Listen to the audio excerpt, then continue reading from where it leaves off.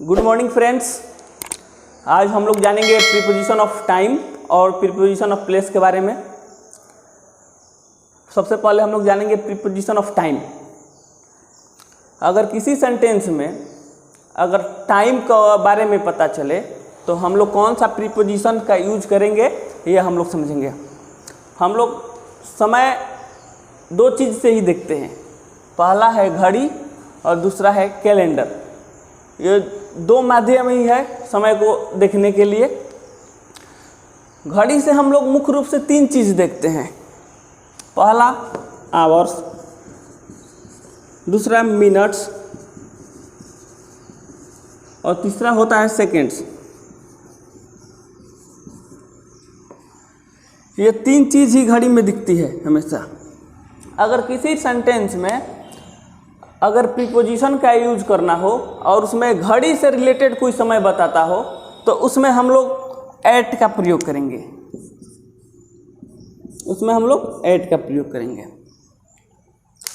अब जैसे एग्जाम्पल ले लेते हैं,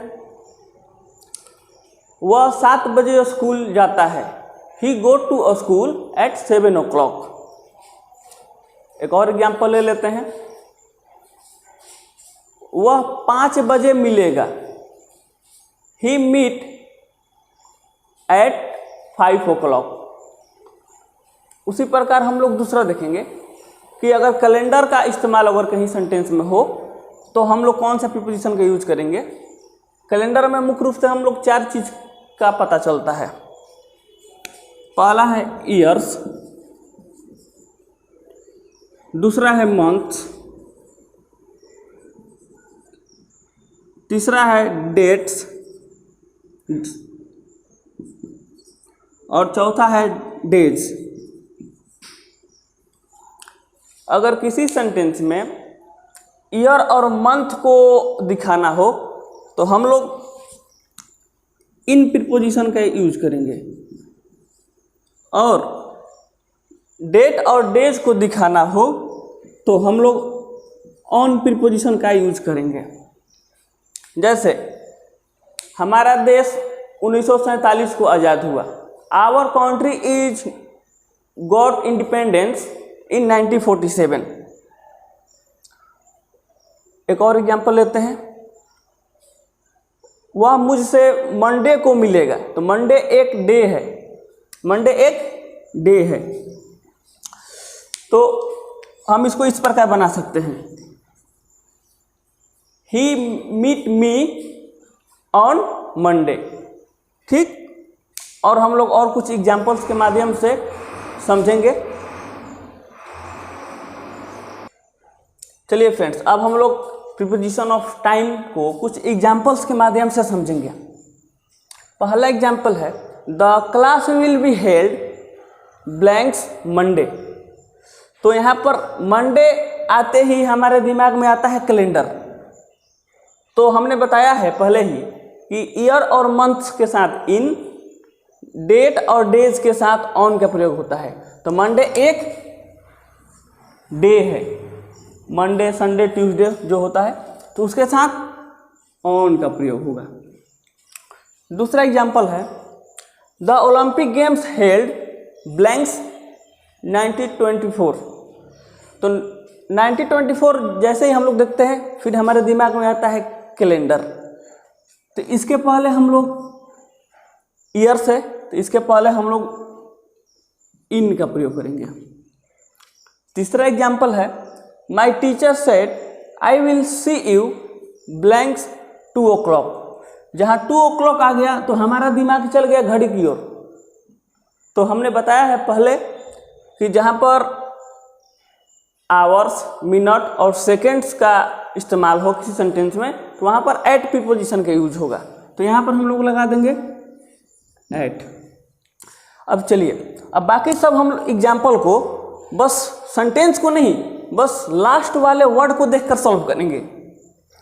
अब इसमें देखिए, अगस्त है तो अगस्त को हम अगस्त जैसे ही आता है तो माइंड में कैलेंडर आता है। ईयर है तो इसमें हम लोग इन लगा देंगे।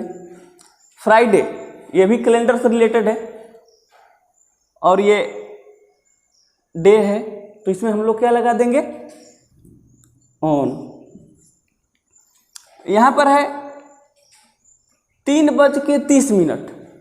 तो ये जैसे ही लिखा हुआ है हमारे दिमाग में आ गया घड़ी, तो हम लोग इसमें ऐट लगा देंगे। यहाँ पर लिखा हुआ है 3 जून, तो ये भी एक कैलेंडर है, तो ये एक 3 क्या है, ये डेट है, तो इसके पहले हम लोग ऑन का प्रयोग करेंगे। और तीसरा 2003 है, तो ये भी एक ईयर है जो कैलेंडर के माध्यम से हम लोग देखते हैं, तो इसमें हम लोग इन लगा देंगे। चलिए फ्रेंड्स, आप लोगों ने प्रीपोजिशन ऑफ टाइम के बारे में समझ लिया होगा। हमने आपको एग्जाम्पल्स के माध्यम से समझाने की कोशिश किए हैं, और आगे हम लोग जानेंगे प्रीपोजिशन ऑफ प्लेस के बारे में, कि प्रीपोजिशन ऑफ प्लेस का यूज जहाँ होगा वहाँ पर कौन सा प्रीपोजिशन का इस्तेमाल होगा। चलिए फ्रेंड्स, अब हम लोग जानेंगे प्रीपोजिशन ऑफ प्लेस के बारे में, वहाँ पर कौन सा प्रीपोजिशन का यूज हम लोग सेंटेंस में करेंगे। इन का प्रयोग हम लोग वहाँ करेंगे जहाँ पर पहले से कोई वस्तु हो या कोई चीज़ हो या कोई व्यक्ति हो और वो जगह चारों तरफ से कवरअप हो, यानी ढका हुआ हो, तो उसमें हम लोग इन का प्रयोग करेंगे, जो चारों तरफ से ढका हुआ हो। जैसे मैं क्लास में हूँ, I am in the class. एक मान लीजिए क्लास है, तो क्लास चारों तरफ से कवरअप होता है, तो जहाँ हम लोग मान लीजिए एक और एग्जांपल ले लेते हैं, मैं रूम में हूँ, I am in the room. तो मान लीजिए मैं हूँ और एक रूम है जिसमें मैं हूँ, तो रूम चारों तरफ से कवरअप होता है, तो वहाँ पर हम लोग इन प्रीपोजिशन का इस्तेमाल करेंगे। अब आइए जानते हैं ऐट का एक बहुत ही सिंपल यूज है। ऐट का उपयोग हम लोग किसी भी वस्तु के एग्जैक्ट लोकेशन को दिखाने के लिए हम लोग ऐट का प्रयोग करते हैं। मान लीजिए एग्जैक्ट लोकेशन, मान लीजिए इंडिया गेट हो गया, कुतुब मीनार हो गया, बस स्टैंड हो गया, ये एक एग्जैक्ट लोकेशन है। ठीक, तो एग्जैक्ट लोकेशन को दिखाने के लिए हम लोग ऐट प्रीपोजिशन का इस्तेमाल करते हैं। जैसे मैं इंडिया गेट के पर हूँ, तो I am at India Gate. ठीक, तो इंडिया गेट जो है ये एग्जैक्ट लोकेशन है। ऐसा नहीं है कि आप इंडिया गेट के ऊपर बैठे हुए हैं, ऐसा तो है नहीं। इंडिया गेट एक लोकेशन, एक जगह है, एक स्पेसिफिक प्लेस है, तो वहाँ पर हम लोग ऐट प्रीपोजिशन का इस्तेमाल करेंगे। अब हम लोग आगे कुछ एग्जाम्पल्स के माध्यम से समझेंगे कि प्रीपोजिशन ऑफ प्लेस में इन और ऐट का प्रयोग कहाँ और किस प्रकार करते हैं। चलिए फ्रेंड्स, अब हम लोग प्रीपोजिशन ऑफ प्लेस के कुछ एग्जाम्पल हैं हमारे सामने, और इस एग्जाम्पल्स को बना करके और प्रीपोजिशन ऑफ प्लेस को समझेंगे। पहला एग्जाम्पल है आई एम ब्लैंक्स कैंटीन, फिर ब्लैंक्स है द स्कूल। अच्छा, ये बताइए कि स्कूल में कैंटीन होता है या कैंटीन में स्कूल होता है? स्कूल में तो कैंटीन होता है, कैंटीन में तो स्कूल नहीं होता है। तो स्कूल बड़ा सा मान लीजिए बिल्डिंग है, वो एक स्कूल है, उसके अंदर कैंटीन है, तो स्कूल के साथ इन का प्रयोग होगा। और उस स्कूल में एक कैंटीन है, तो कैंटीन एक स्पेसिफिक प्लेस है, तो उसमें हम लोग क्या का प्रयोग करेंगे? ऐट का प्रयोग करेंगे। ठीक, दूसरा एग्जाम्पल है they live blanks Rajan enclave blanks Kolkata. ठीक, तो एक बात याद रखेंगे, किसी भी शहर के पहले हम लोग इन प्रीपोजिशन का यूज करते हैं। ठीक, तो कोलकाता एक बड़ा सा शहर है और उस शहर में हमारा कोई एक लोकेशन है, जो ये लोकेशन का नाम है राजन इनक्लेव, तो कलकत्ता के साथ इन का प्रयोग होगा। और ये एक एड्रेस है, एग्जैक्ट लोकेशन है, तो इसके पहले हम लोग ऐट का इस्तेमाल करेंगे। तीसरा एग्जाम्पल है the watchman is standing blanks the main gate. The watchman जो है वो खड़ा है, कहाँ खड़ा है? तो मेन गेट के पास। तो मेन गेट एक एग्जैक्ट लोकेशन है, ठीक। तो एग्जैक्ट लोकेशन को दिखा जहाँ रहे सेंटेंस में, वहाँ पर हम लोग एट का इस्तेमाल करते हैं। चौथा एग्जाम्पल है she is sitting blanks the car. वह कार में बैठी हुई है। तो मान लीजिए एक कार है, उसमें वो बैठी हुई है। तो बैठी हुई है तो कार तो चारों तरफ से कवर अप होता है, तो इसमें क्या लग जाएगा? इन। पांचवा एग्जाम्पल है the buses are coming blanks the bus stop. बसें आ रही है, कहाँ आ रही है? बस स्टॉप पर आ रही है। तो बस स्टॉप कोई सरफेस नहीं है, वह प्लेस है, कोई एक जगह का नाम है। तो जहाँ पर जगह, स्पेसिफिक जगह जहाँ पर हो, वहाँ पर हम लोग एट का प्रयोग करते हैं। छठा एग्जाम्पल है we meet blanks the coffee shop. तो कॉफी शॉप एक जगह है जहाँ पर हम लोग मिले थे। तो यहाँ पर स्पेसिफिक जगह का है ये कॉफी शॉप, यहाँ पर हम लोग मिले थे, तो यहाँ पर हम लोग एट का प्रयोग करेंगे। सातवां एग्जाम्पल है he is having his food blanks his office. तो मान लीजिए एक ऑफिस है, एक बड़ा सा ऑफिस है, उसमें वो क्या कर रहा है? भोजन कर रहा है। तो यहाँ पर हम लोग क्या लगाएंगे? इन। क्या हम लोग यहाँ पर एट लगा सकते हैं? नहीं लगा सकते हैं। क्यों नहीं लगा सकते हैं? क्योंकि कोई खास जगह के बारे में नहीं पता चल रहा है। हो सकता है एक कंपनी हो या कोई स्कूल हो, उसमें बहुत सारे ऑफिस में है, उसमें कौन सा ऑफिस के बारे में बात हो रही है उसके बारे में पता नहीं चल रहा है। ओनली फॉर ये ऑफिस है, तो इसके पहले हम लोग इन का प्रयोग करेंगे। आठवां है they are celebrating his birthday blanks the India Gate. अच्छा एक बात बताइए, वे लोग अपना बर्थडे सेलिब्रेट कर रहे हैं कहाँ? इंडिया गेट में कि उसके ऊपर? ऐसा तो बात है नहीं। हम लोग इंडिया गेट एक जगह है, ठीक। इंडिया गेट के अंदर हम लोग बैठ कर सेलिब्रेट नहीं कर रहे हैं पार्टी, एक स्पेसिफिक प्लेस है।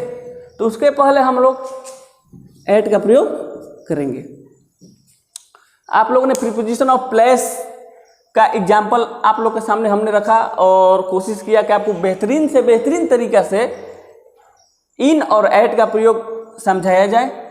एक बार फिर से मैं कहूँगा, इन का प्रयोग वैसे जगह के लिए होता है जहाँ पर कोई व्यक्ति बैठा हो और या हो और उसका रूम जो है या वो जगह चारों तरफ से कवर अप हो, तो उसमें हम लोग इन का प्रयोग करेंगे। और कोई एग्जैक्ट लोकेशन के लिए एट का प्रयोग करेंगे, ठीक।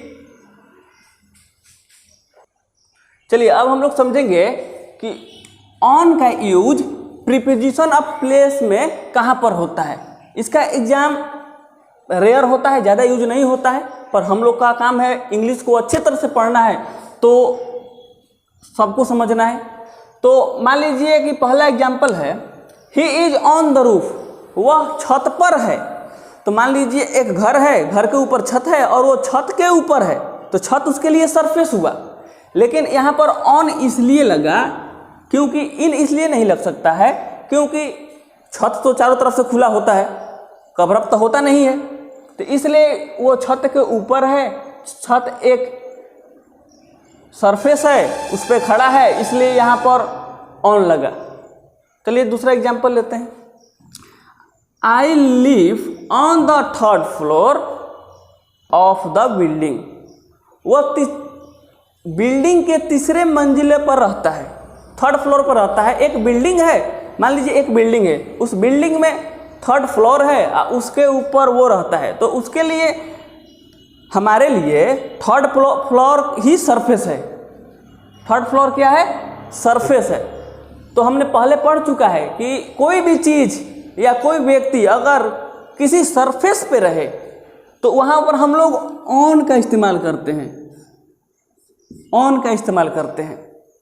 तो आज हम लोगों ने जाना कि प्रीपोजिशन ऑफ टाइम और प्रीपोजिशन ऑफ प्लेस के यूज़ के बारे में, कि सेंटेंस में कहाँ पर एट, इन, ऑन का इस्तेमाल होगा। आगे हम लोग वैसे ही सभी प्रीपोजिशन को हम लोग कवर करेंगे अलग अलग वीडियो के माध्यम से। आगे आप हमारे वीडियो को देखने के लिए मेरे चैनल्स को सब्सक्राइब करें, शेयर करें और लाइक करें, ताकि आपके पास मेरे हर एक वीडियो का नोटिफिकेशन सबसे पहले मिले और उस आप नोटिफिकेशन के माध्यम से आप अच्छी तरह से प्रीपोजिशन के बारे में समझ लें, ताकि आपको एग्ज़ाम हो या कॉम्पिटिटिव एग्ज़ाम हो या स्कूली एग्ज़ाम हो, उसमें आपको प्रीपोजिशन बनाने में कोई समस्या प्रॉब्लम ना हो। Thank you.